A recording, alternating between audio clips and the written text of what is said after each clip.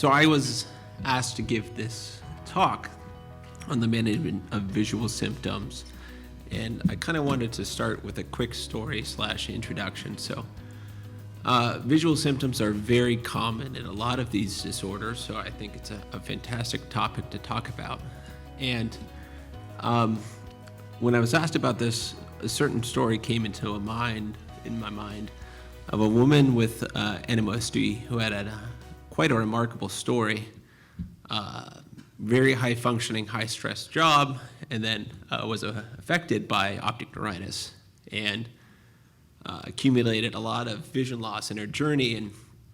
And as she was kind of picking the pieces back up together, she had asked me about a low vision specialist, and I had to admit that I didn't know a whole lot about that space. And so she did her own research and came back for another clinic visit and told me about Dr. Cummings here, who's sitting next to me, and said that her visit with her was a life-changing event. So when I was asked to give this lecture, I actually knew exactly who I wanted to give it with, and I have to admit I had never met Dr. Cummings until just right now. So I think that's another testament to an organization like this where it's trying to bring the community together because together we are stronger. So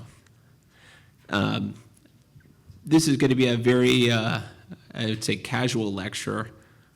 Feel free to interrupt us and ask questions. And we tried to make it as visually accessible as we could. But again, I think auditory is a great way to communicate as well. So if you have a question, please raise your hand and we'll try to get a microphone to you so that those who are remote can participate in as well. Thank you very much, Peter. I'm so glad to be here. I really am. I love seeing a group of people that all combine and have lots of different ways of helping these patients.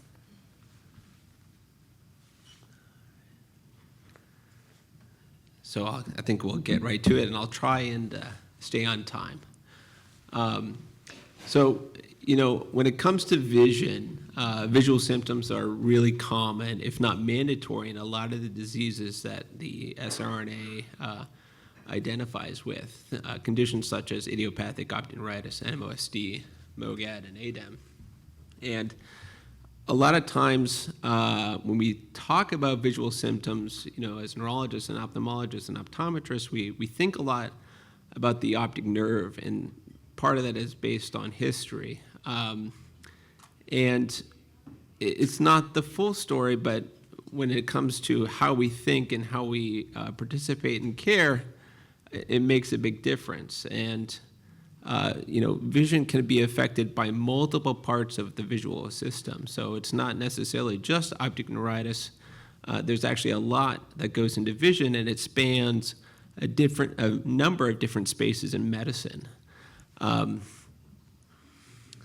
And this is kind of how I think about vision. And vision is quite complex, and this is essentially only half of it, but this is probably where we spend the most time thinking, at least on the neurological side, about how these disorders impair vision. And we call it the afferent visual system because it's how light gets transformed into electricity and then gets processed into the brain to give us vision. And so this is the diagram in a way. And so as light goes through the eye in a very complex organ called the eye, which I've simplified as a box, goes to a certain part called the retina. There, cells will change that light to electricity and send it back through the optic nerve. And it'll go back about midway through the brain to a certain part of the brain called the lateral geniculate nucleus. It will be processed further and then sent back even further back to essentially the most back part of the brain, something called the occipital cortex. And that's where we think that most of what we understand about vision takes place. And again, for the most part, a lot of the disease, or at least a lot of the inflammation that takes place in a number of these disorders occurs right here in the spectrum, so what we call the optic nerve. And when it gets inflamed, that is what we essentially attribute to optic neuritis. And there's probably 2, if not 3 stages of recovery from something called optic neuritis. So we think in optic neuritis, a certain part, which is shown diagrammatically here, of the nerve gets inflamed, so the immune system gets in there and does the damage. And that inflammation we treat with a variety of different therapies to reduce. And there'll be a plateau where the inflammation that was present will no longer be present, and then the healing process takes place. And there's probably 2 separate mechanisms that take place. One is remyelination, which for a long time we didn't think took place, but now there's pretty good evidence that it does take place. It's probably time limited, but it probably mediates some of the recovery that we see in optic neuritis. And then there's another one that has a number of different names. I like the term adaptive neuroplasticity, and what that is there's going to be nerves that have survived the optic neuritis, and what they'll do is begin to pick up the slack, and you'll see other parts of the circuits kind of coming together to improve vision, and that probably mediates a good chunk of the visual recovery that we do see in optic neuritis. So, and this is just another diagram that I stole, or borrowed, I'll say, from a famous medical textbook, and it's basically a good illustration of the entire process from the eye to the optic nerve to the lateral geniculate nucleus back to the occipital cortex. And we focus a lot on the optic nerve, but I show this case just to illustrate that it's a system. And this is a case of a gentleman I saw who was told he had optic neuritis, though his history was a little bit confusing, and it was, he was very eloquent and well-spoken, so he's able to give us a couple hints that maybe the optic nerve wasn't the issue. And so we were able to obtain an MRI, and what is kind of shown by a few arrows here is that he actually didn't have inflammation in the optic nerve. He actually had inflammation in the occipital cortex and different parts of the brain that involved in visual processing. So that was probably the explanation for his vision difficulties. And actually, this is a gentleman who ended up fulfilling criteria for MOGAD. So, when it comes to MOGAD and a lot of these other rare neurological diseases, we're still learning quite a bit. And so we try to keep an open mind of the entire visual system. And optic neuritis, again, we focus mostly on our history. And when we're talking about optic neuritis, there's, of course, the vision loss, which in a way is a prerequisite to the diagnosis. And at least if you go back in history, it has to be something that is measurable. But there's actually a laundry list of things that are associated with optic neuritis. Pain, particularly with eye movement, is a classic prerequisite, but again, is actually not present in most people with optic neuritis. And there's a lot of other things that can occur that have fancy medical terms, which I listed essentially because a lot of these get put to the side when people come into their clinician for the evaluation, not because they're not important, but because they don't necessarily have as great of an impact on how we make decisions.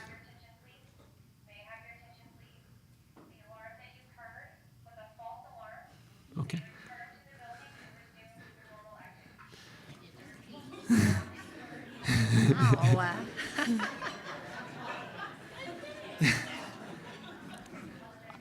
I thought that was my halfway marker.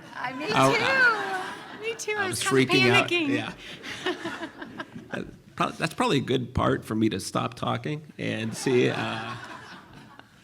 if Dr. Cummings has anything to add. I love this. I really, really do. So I feel like Peter has to be in the nitty-gritty with them. And when my patients come to me, I'm the complete opposite. They're always like, do you want to see all of my documents, all my records? And I'm like, no. I just want to sit here face-to-face and know I'm the problem solver.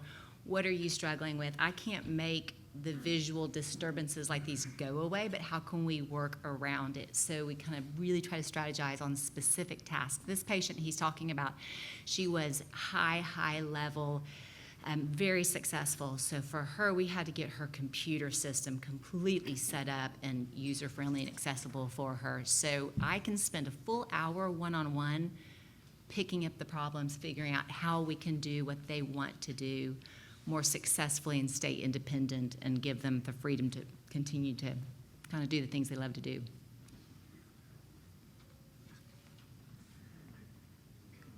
And, when it comes to vision, there's a lot of things. And again, one of the other reasons I listed these is you may feel uncomfortable even bringing them up. And so, when it comes to vision, there's a lot of symptoms that necessarily aren't in the textbook, but are very well described in part of the disease. So if anything, it might be giving some of these folks a little bit of comfort that what they've experienced has been experienced by others. And optic neuritis itself can be sometimes quite subtle. And part of the reason that we think that is you may have optic neuritis but not be that visually impaired.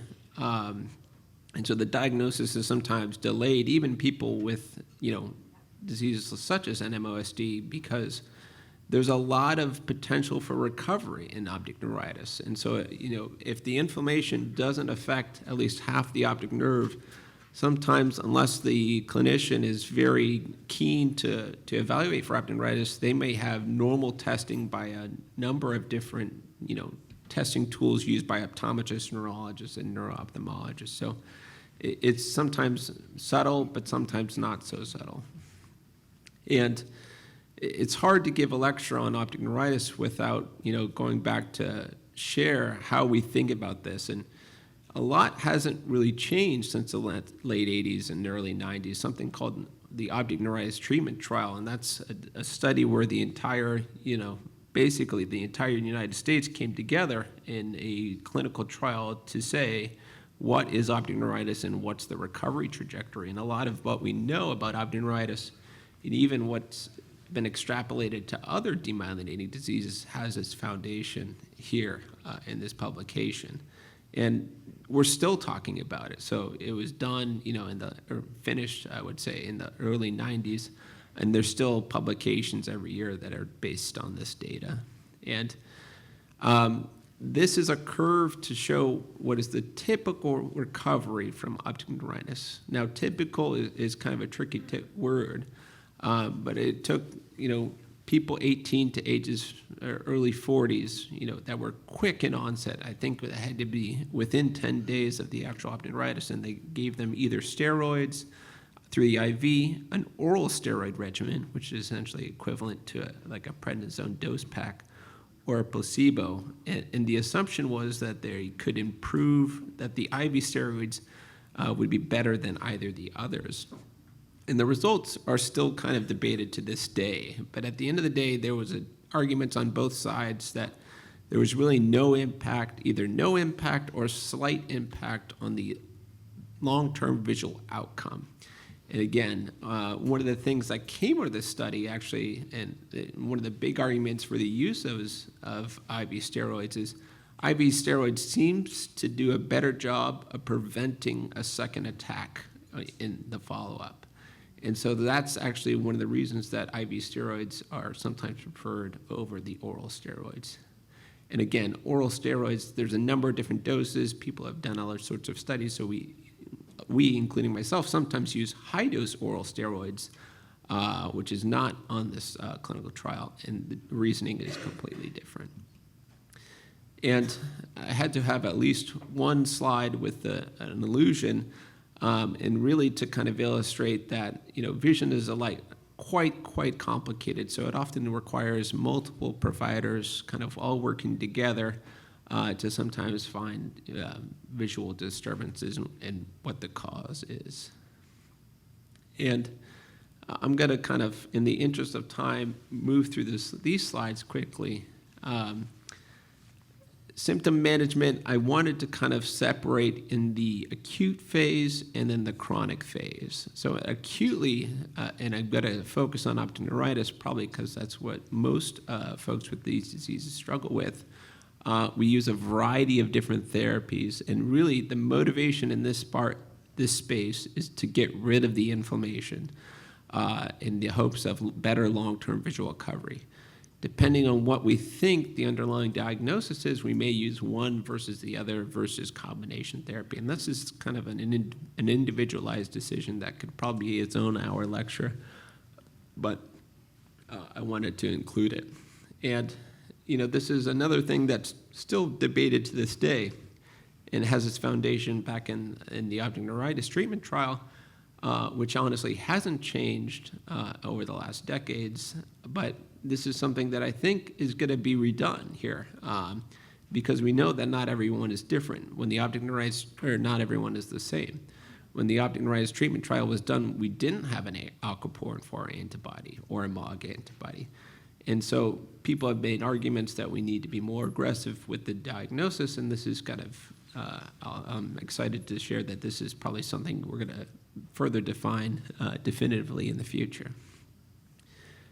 And then we focus on the chronic phase. And again, I think when it comes to the chronic visual difficulties, you need a team. And there's neurologists often, there's neuro-ophthalmologists, if not an ophthalmologist, and then an optometrist. And for neurologists and neuro-ophthalmologists, they think about vision differently. So ophthalmologists themselves will often focus on the eye, and they're not as well in tune often in terms of the optic nerve and what goes on with vision within the brain. So the neurologists and the neuro-ophthalmologists, have great communication, so much so that there's kind of in a field combining the two, what we call neuro-ophthalmologists. And sometimes they're neurologists and sometimes they're ophthalmologists. But it's sometimes good to have both. And then you have an optometrist, and in fact, there's kind of this other field, what would they call the low vision specialists. Correct. And I don't know why, but there's just not a lot of low vision practicing optometrists. Literally in the world, we have a vision forum that meets once a year in February, and it's low vision doctors around the world. In Texas, I would say we have maybe 15. I don't know why. It's just this little subspecialty of optometry that allows an optometrist to slow down and really pick apart what the patient's needs are. And what he has been talking about, the visual symptoms like the light sensitivity, the lack of vision, it could run the gamut of they have fine vision, but they're just, their photophobia is so severe they can't come into my office without 2 pairs of sunglasses on. So a low vision optometrist will sit down and pick apart what actually is going on with them. And it's such a different exam. It's a very slow exam. Nothing's done by computers. It's all done by hand. Very kind of Englandish. In England, they still do everything by hand. It just allows us to slow down, watch the patient's head, watch the patient's posturing. A lot of times they can't even go into a regular chair, so we can just kind of bring the exam to them and figure out, is it a glasses issue? Is it a light sensitivity issue? Is it a prescription issue? Everybody just wants a pair of glasses that will make things fantastic, and that's rarely the case. Then we have to go into the tools. It could be as easy as hand magnifiers and telescopes up to, I just had a piece of equipment in my office this week that was upgraded to AI technology. And so the glasses are video glasses, and it can take a picture and summarize what they're seeing or what they're reading. I did it with a news article, and it completely summarized the article within about 10 seconds. So I think there's just a ton of great things out there for that low vision spectrum of it. There's just so few of us out there doing it that it's kind of tricky finding us. And I wanted to spend maybe 2 minutes talking about these other issues that patients with optic neuritis or inflammation within the visual system can experience. And again, I think I wanted to emphasize these because clinically, a lot of the times these are kind of put to the side, not because they're not important, but because they won't necessarily affect the acute treatment. But as you kind of transition from the acute to the chronic phase, these actually can be quite severe and disabling in themselves. And so I think there's, room for therapies. And it kind of depends on an individual basis whether we think this pain itself is residual inflammation or just from, the lesion itself. And people have used either medications or, things outside of medications for, disability reduction and pain reduction. So people have used all sorts of things. In my own experience, we've used a number of different, therapies actually that are more targeted to migraines, and they actually become quite effective.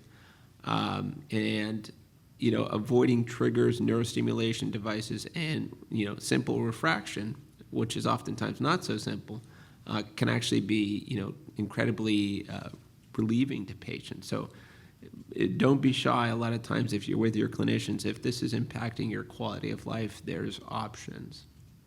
And photophobia itself, again, we could almost give another 30-minute lecture on this itself.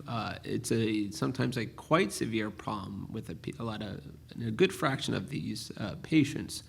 And again, it kind of depends on what we think the underlying cause is, but there's treatments for this. And in fact, people have spent their careers trying to alleviate photophobia, and there's, interesting things that are not necessarily only limited to medication. So there's options.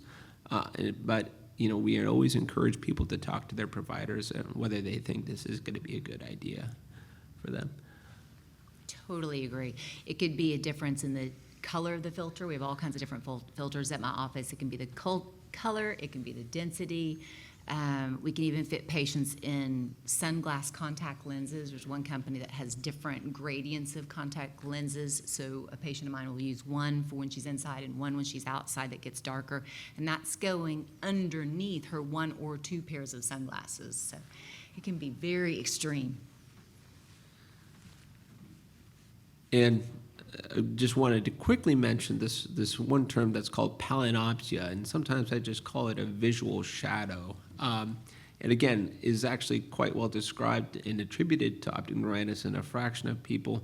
And I wanted to put it up there mostly, just to share that this does happen and sometimes can be quite severe.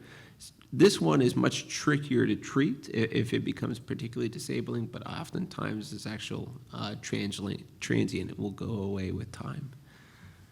And there's a variety of things that have, fancy medical terms that, are basically things that can happen in people with optic neuritis and, inflammation throughout the visual system. So I put them up there as well as their artist illustrations, really just to show people that, you're not going crazy. These are things that are known to happen in optic neuritis, whether it's phosphenes or other entopic phenomena like Moore's lightning streaks or blue arc syndrome, and Purkinje trees, which are sometimes induced by prolonged light stimulation. So again, these are all things that are actually quite well described.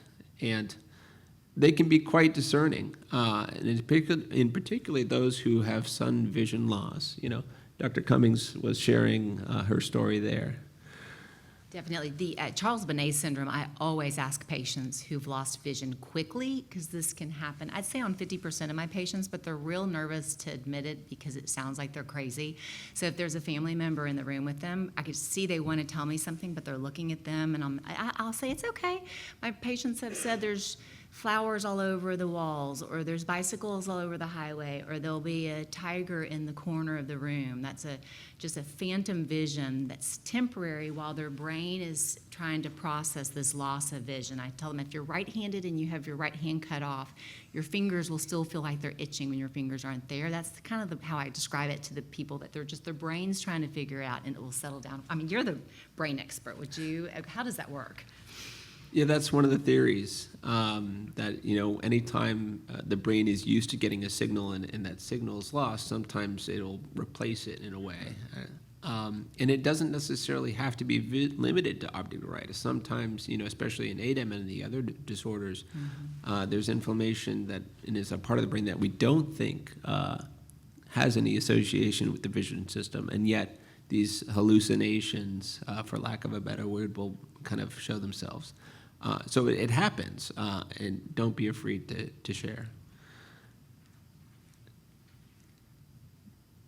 You want to talk about double vision?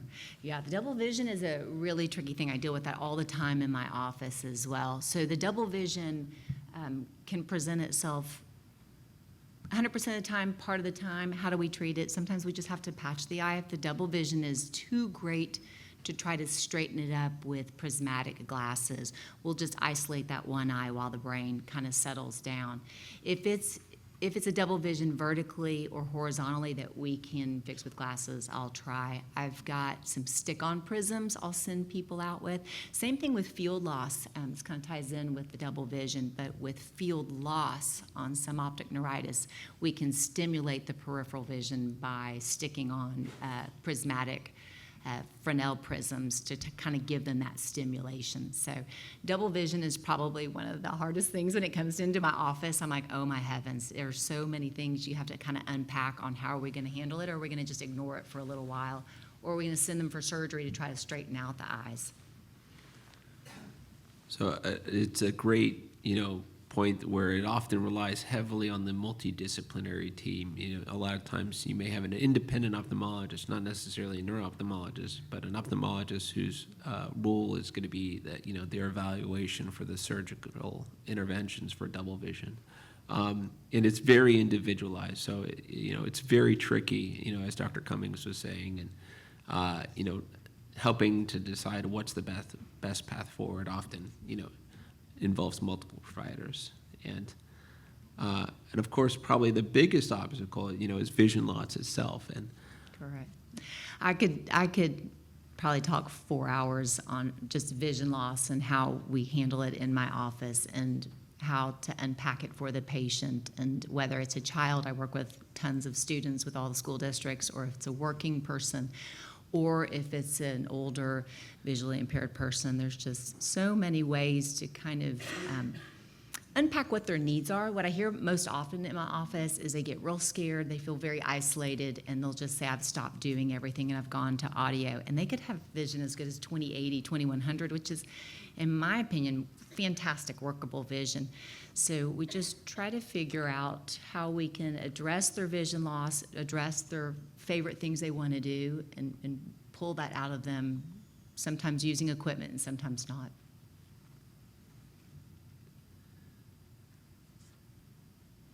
Yes, this is, okay, so Peter asked me, how do people find a low vision optometrist?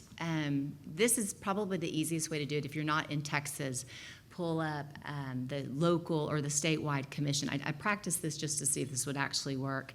I have a little tight-knit group of low vision optometrists in Texas, and there's only maybe 11 of us that we are in a private practice. It's that small and that dispersed in Texas. But you can Google your state. I did Wisconsin, and I said Wisconsin Commission for the Blind, and it popped up the link on how to find us.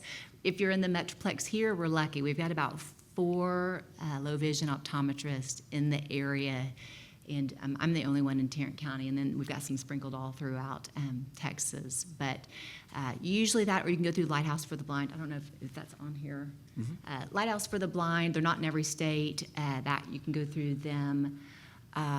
American Foundation for the Blind is a great resource. Eschenbach, one of the low vision companies I purchase a lot of my equipment from, they have tons of tools that the patient can jump on and go through. And then Hadley, Hadley, EDU, that's a fantastic resource for patients looking for all kinds of community with their vision loss. And maybe just to emphasize, there's tremendous, aid that these people can get, both with employment and navigating everyday life, and as well as, some of these, it's a very rapidly emerging, area as far as the technology, especially with the AI, as you were kind of saying. There's a number of, actually quite impressive tools for people who both have low vision, if not, complete blindness. So, totally. In Texas, for example, Texas Workforce Commission, they will work with, if the school district that the student is in doesn't have services, Texas Workforce will kick in and help them with college. Texas Workforce will help with the working force, and then they have a division for the olders. And we'll leave this list up here. Great. Well, this is great, but I'd like to have 5 minutes for questions from the audience, okay? So this is a very important topic for our patient with NMO and MOG. So questions?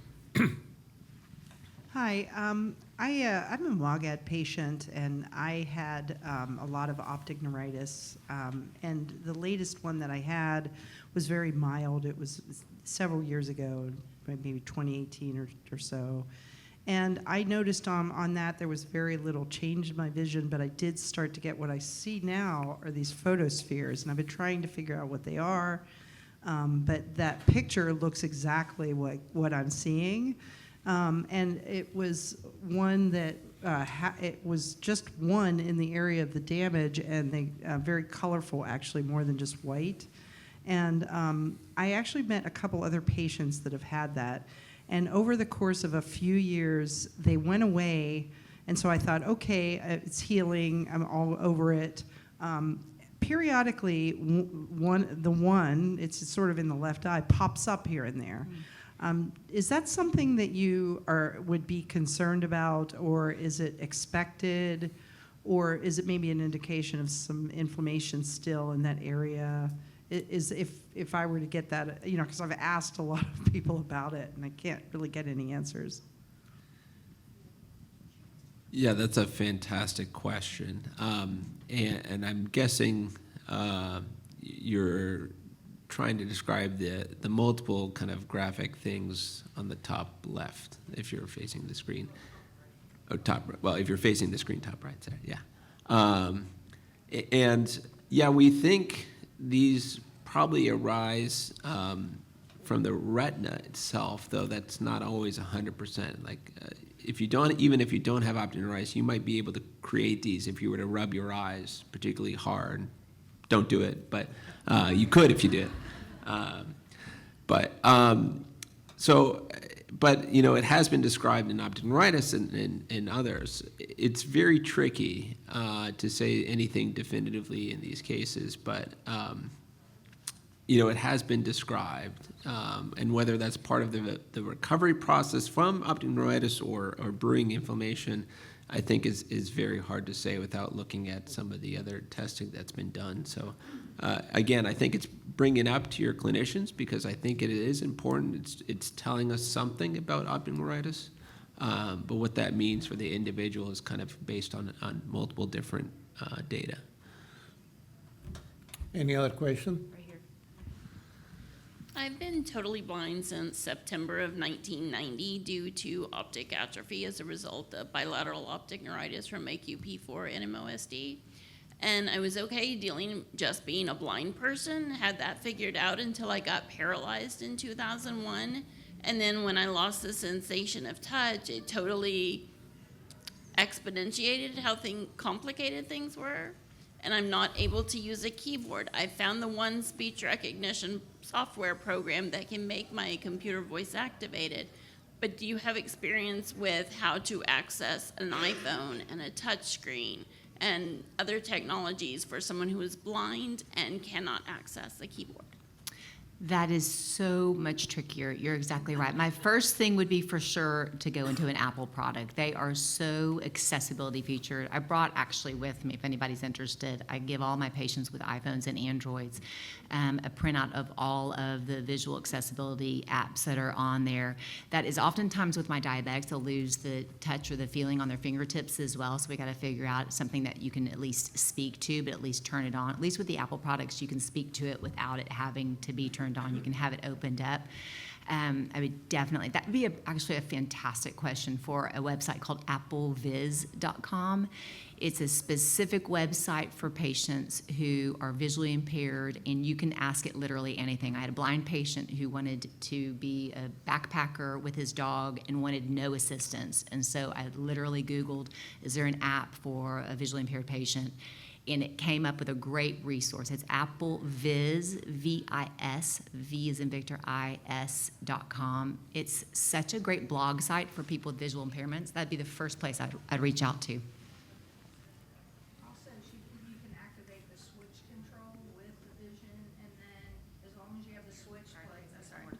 So you can also, with the Apple, built-in Apple, or even on Samsung phones, not all Google or Android phones, but specifically Samsung, you can activate the switch access. And then if you have a switch like on your head where you know where it is, or on your anywhere where you know where it is, so that you're on it, then you can trigger it to control the voiceover and that with a switch.